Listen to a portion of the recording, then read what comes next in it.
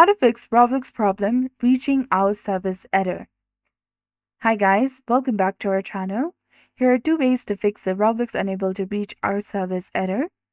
So the first method is Windows Defender Firewall. So open your computer search bar and then type in Windows Defender Firewall. Once you find it, tap on it to open it. On the left side, click on Allow an app or feature through Windows Defender Firewall. Now click on Change Settings. Enter the administrator password if you're not one. Make sure that both private and public are checked for Roblox entries.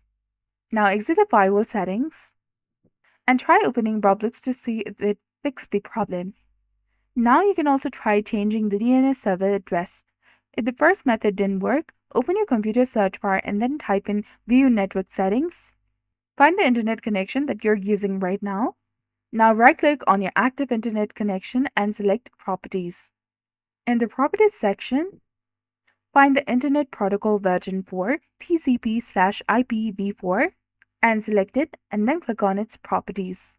Now check the box that says use the following DNS server addresses, and in the preferred DNS server, type in 8, 8, 8 and 8, and in the alternate DNS server, type in 8, 8 and 4 and 4.